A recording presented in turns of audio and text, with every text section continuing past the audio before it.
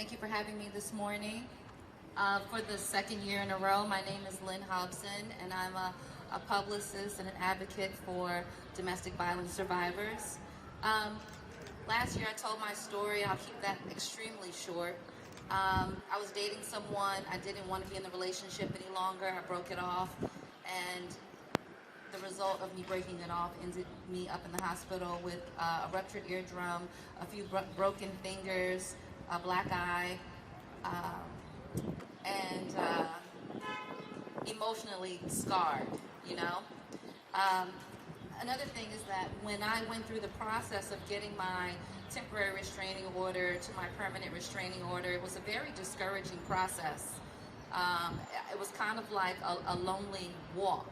Even though I had some support, it was just very discouraging with the courts and dealing with counselors, friends, family, to make the paperwork stick, you know? So today I just want to give a few tips to anyone that is struggling to get out of a situation. Here are some things that you can do to implement in your life that are sure to work. I would say that I'm completely healed, yet I am a work in progress, you know. Every day is a fight to, you know, be the best that I can be. My incident happened in 2012, and to this day, it still affects me. You know, when people walk up on me really close, or if a car gets really close to me while I'm driving, my nerves just get really, really, really, really bad. It's a continuous process. The healing process is continuous. So I wanted to talk about a few things. When you're in an abusive relationship, it is very important that you get out of it, whether it's emotionally or physical abuse, or mental abuse. So my premise is that whatever you are not changing, you are choosing. And it is very important that you choose you first. I never chose me first.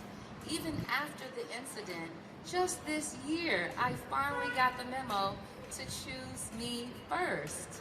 You know? I was being pulled from here, there, do this, do that, and just at everyone's beck and call, and I was not replenishing myself. So I'm today years old where I've started to do that thing. You know, there are some upsides to the pandemic, and that was definitely me finding myself and implementing a few things in my life. The three things that I implemented in my life are prayer, hustle, and discipline. Okay? Prayer. You cannot start the day off without acknowledging the Creator. There is a God. He sits high and He looks low. And you have to have a relationship with God, and you have to speak to Him as if He's your best friend. Because when you go and call on your friends and family, they're not always available, you know? So it's very important that you call on your God, the universe, whatever you want to call it, the energy. You need to call on that for strength in the morning. First thing I do when I wake up, open my eyes, I am filled with joy. My heart is filled with joy. Okay? And then I go through a few Psalms. That's my preference. You can choose your routine. Okay? That's prayer. Hustle. You can't just lay around all day and just cry about it and complain about it. Complaining and crying and reflecting on the past will get you nowhere. You have to get up and hustle. You have to get up and go get it. So if you have a job, you have to show up to work neat, clean, with a smile on your face, with those prayers in the back of your mind, uttering those prayers while you're out hustling. You know, setting an example, you know, doing the best that you can. Don't half-ass it. Do your job to the best of its ability. So if you work at McDonald's, it's important that you show up and you fix the best fries at McDonald's they've ever tasted. You understand? And like myself, if I have clients, it's my duty to get up and report to them and do my job to the best of the ability to make sure that they're seen in the media's eye. Okay? That's hustle. And then discipline.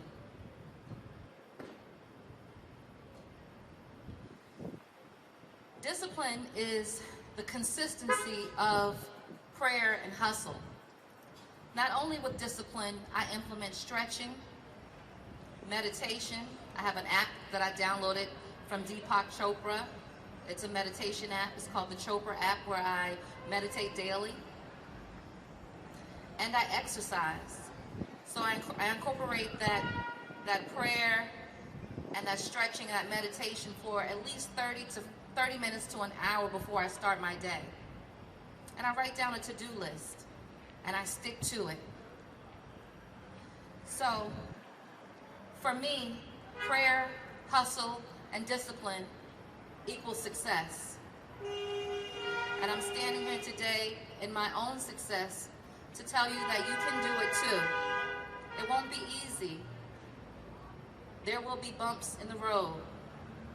But God doesn't bring you towards something that you can't handle or that He can't help you handle.